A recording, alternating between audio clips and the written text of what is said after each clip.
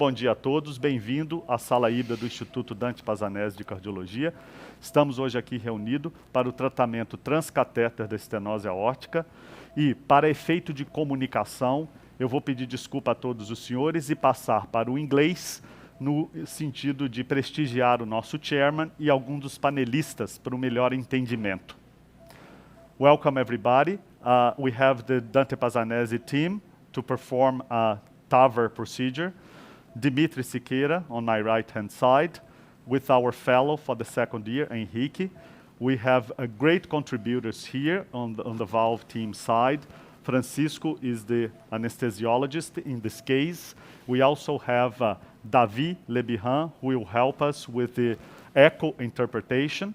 And very important, our support team, Luciana, to represent all the nurses, and Wagner to represent all the technicians. Immediately, I'm going to invite Dimytri to present the case. So thank you, Alex. Good morning to colleagues in Rio. It's my pleasure to introduce our patient. This is a 86-year-old gentleman with aortic stenosis who presented to our hospital with dyspnea on exertion, now in class 3. He is very active, both mentally and physically. As relevant comorbidities, he has COPD, atrial fibrillation on Coumadin, and chronic kidney disease. The GFR is below 40 ml per minute. And on surgical risk assessment, the STS score is 6.5%. The logistic EUR score is 24.6, and the EUR score 2 is around 10% risk of mortality during classic AVR. So this is his EKG, atrial fibrillation, and left ventricle hypertrophy. These are the echo findings.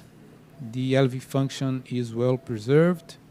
The EF is around 55%. The mean gradient is 64.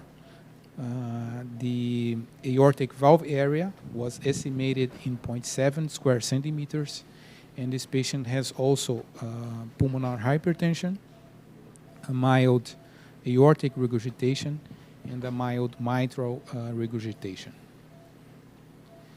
These are the coronary findings. This patient has no significant coronary artery disease, as you can appreciate here, both on the left coronary and the right. And you can also see that the valve, the aortic valve, is heavily calcified on fluoroscopy. This is the MSCT workup, the 3D reconstruction of the aortic complex. The working projection was estimated by CT LAO6 and caudal 0. This patient has a severely calcified tricuspid aortic valve, and one of the main challenging features of this patient, I think that is an elliptical annulus. The diameters are 31 per 24. The annulus area was 600 millimeters square, and the area derived diameter 27.7. So the annulus to coronary ostia distance are okay, both on the left 15.8 and on the right 17.6.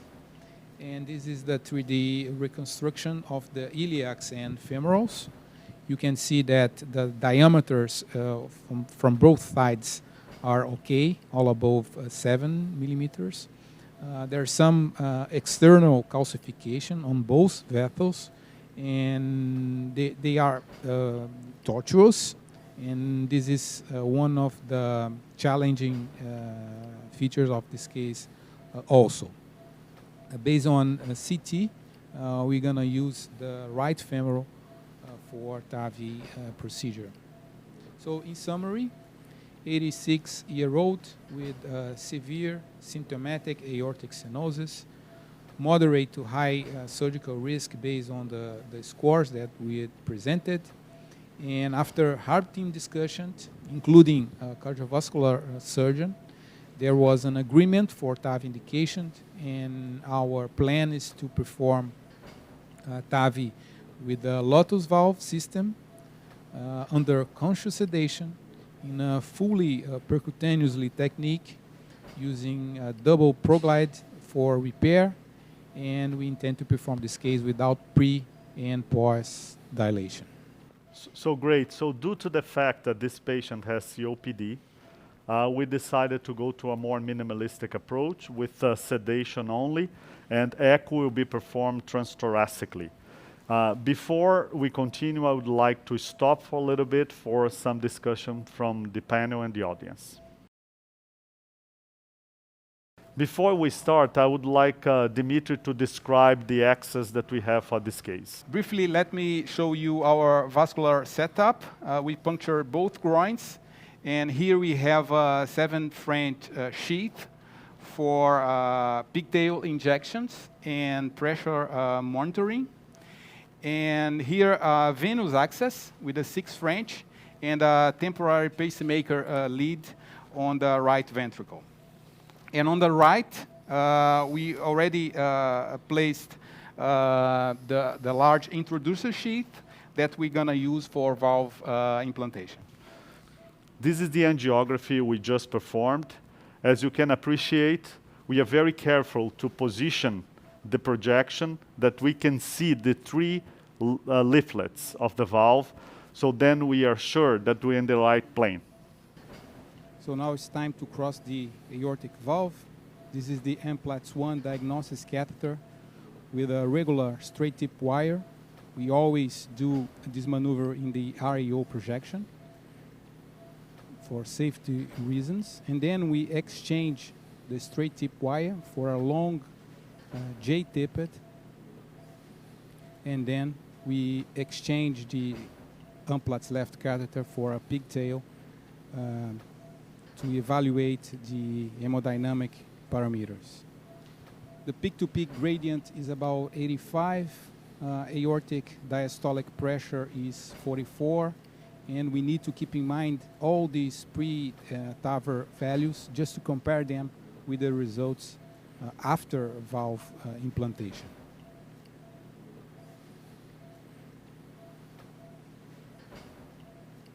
We are using the small curve Safari wire.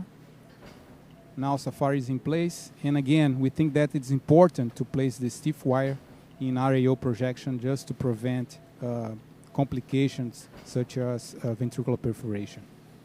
Perhaps this is a good moment for the panel to discuss about the preferred valve for this case.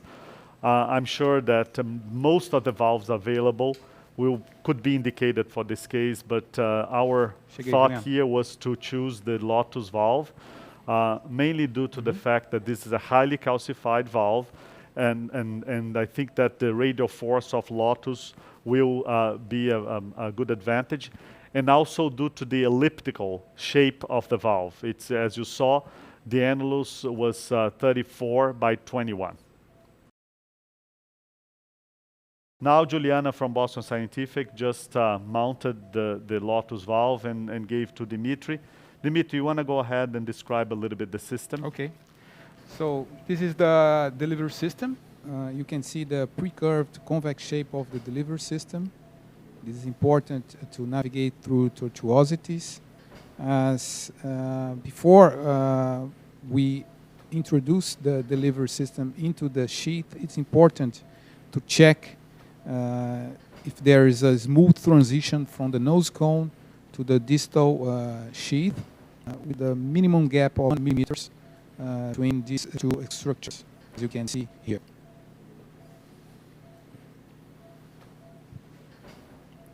So Alex is inserting the convex curve into the sheath, and once this curve is inside the sheath, we can straight on everything, and we can push the guide wire just to remove the slack of the system. So let's stop here for a minute just to explain all these structures on the screen. So on the top, you can identify the nose cone, and then there is a gap between the nose cone and the distal end of the braid, of the nitinol braid, as you can see here. And this is going to be one of the markers for implantation. And then there are some dark elongated structures that are at the pulse. And when we move down, we can identify a radiopaque marker. There is also a guide for deployment. This marker should be placed just at the top of the pigtail. And when we go down further, we can identify the buckets and the collars. In fact, all these structures are connected, and we'll need to bring all these together as we unsheath and expand the valve radially. So by now, the radiopaque marker is on the right side of the screen, and our goal is to keep it there as we advance carefully the whole system across the arches. So the radiopaque marker is in the outer curvature of the aorta. And before we cross the valve, we need to change the projection again to LAO6 and Caldo 0, the projection that we selected by multi-slice CT. Now we need to cross the valve and keep the distal end of the nitinol braid just below the annulus, just to prevent damage to the adaptive seal. So to deploy the valve, I'm going to rotate this green knob counterclockwise to unsheath the valve, and Alex now pushing just to keep the nose cone and the distal tip of the sheath below the annulus. So I'm rotating very slowly, and the valve is going to extrude the sheath in a minute. See that the nose cone is advancing, and the double curve of the safari wire is going to protect the apex. So valve is flaring. Pressure is a little bit down.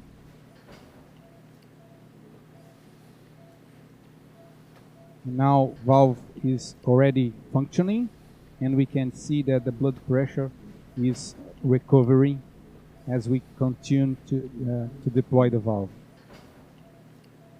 So now Alex is pushing on the system just to lay over, just to see a waste.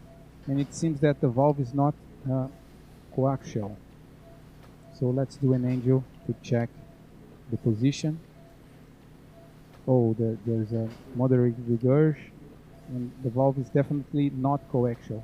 So it's probably better to partially resheath the valve and try to get a better position.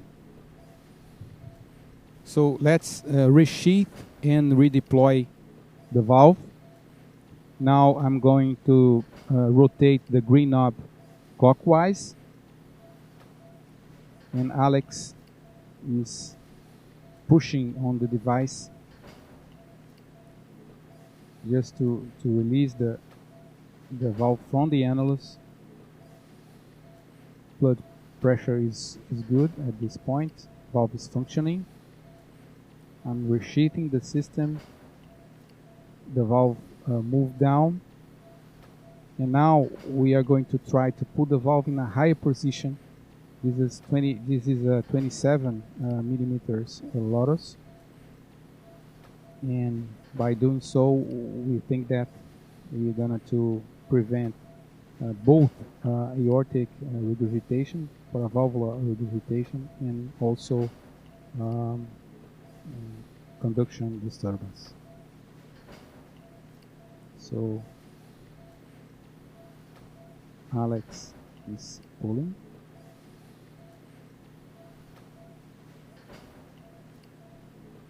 I'm going to resheath the system again, just to try to put the valve a little bit higher.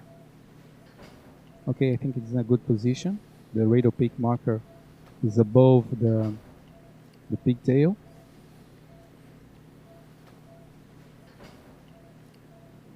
Alex is pulling. Unsheath. Very carefully, very slowly.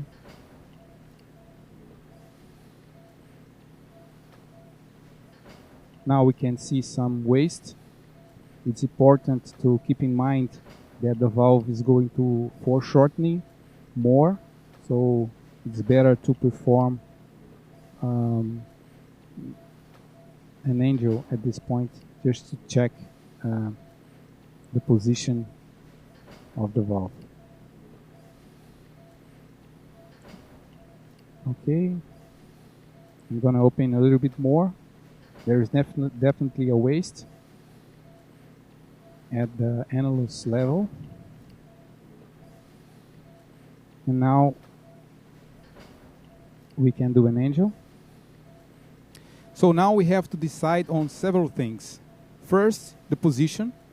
I think it's higher, but it's good, and it's coaxial. Second, the patency of the coronaries. I can see the left and the right. And third, aortic regurgitation. That it's mild at this point, and we know that the valve is foreshortening more. So now I'm going to slide the safety door. In a minute. Open the release collar. I'm gonna rotate clockwise. This is a very important point because this is a point of no return. After that, I cannot redeploy the valve. I can recapture the valve, but not redeploy. Okay, so now we release the pin. And then, with further rotation, I'm gonna detach the fingers, as you can see here. So valve is deployed. Now I'm gonna rotate clockwise the green knob again, just to release the fingers. And at this point, it's important to pull the whole system just to prevent the tip of the sheet to touch the leaflets and damage them. Hello everybody. Alexandre and Dimytri have just implanted the LOTUS valve, and I have acquired some echo images after that. There are some aspects that have to be concerned when acquiring these images. Of course, we have to look for the valve positioning and the presence of aortic regurgitation and gradients, but we have also to be concerned with LV function and the presence of pericardial effusion and mitral regurgitation. As you can see, LV function is normal, is even better than before implant. We can see that all walls are very contractile, and you can see here that there is no aortic regurgitation as well, and the mean gradient is 6 with a valve area of 1.8, which is very good, and we have just a mild mitral regurgitation as we had before. So I think it's a very nice result, and it's a very good case. So there's no leak, no pericardial effusion? No pericardial effusion, no leak, and the gradient is only 6 with a valve area of 1.8, which is very good. As we can see, we eliminate the gradient with a good diastolic pressure. Now we're going to show you the final angiogram immediately post valve implantation. Wow, I think it's okay. a very good result with There's a trace MR. no gradient, Trace. essentially no regurgitation. I think we are very pleased with this highly calcified valve with elliptical shape.